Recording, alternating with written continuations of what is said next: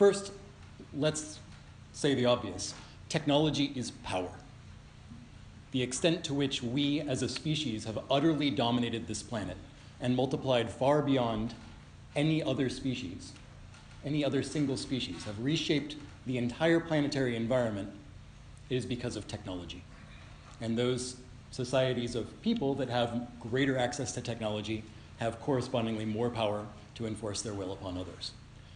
Since everything we do is affected by technology and it is power, the reality is that is only going to increase.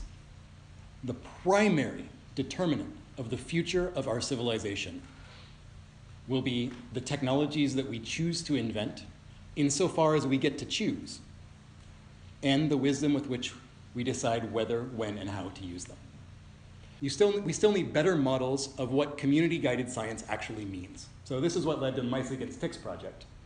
And the goal of Mice Against Ticks was to try community-driven science from the earliest stages, giving the community technological options to choose from, and not actually beginning the research until you hear from them as to what they want. Our overall goal for this, though, is not just to do the right thing and solve Lyme disease. I mean, Lyme disease is a horrible problem that destroys lives, but it's not on the order of malaria. And some of the things we'll talk about later are much worse than malaria. But it's very important that we promote norms of community-guided research with shared impacts, because wisdom is a collective virtue.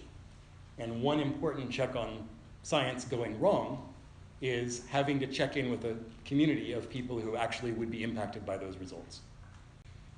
I like the Hastings Center's mission because I think it aligns with the challenge ahead of us. We are ascending the world tree, the tree of knowledge, and we have no choice. You might get the impression from my talk that I'm skeptical of whether we should proceed with technology development. We have no choice. Civilization is not sustainable. We are morally responsible for all of the suffering and horror that we could have prevented once we gain the power. But if we just want to stay where we are, we have to continue to innovate and invent, because the resource base of the world cannot support us right now. So we must continue.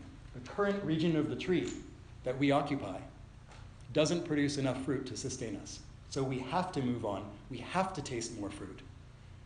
Thank you. Thank you so much.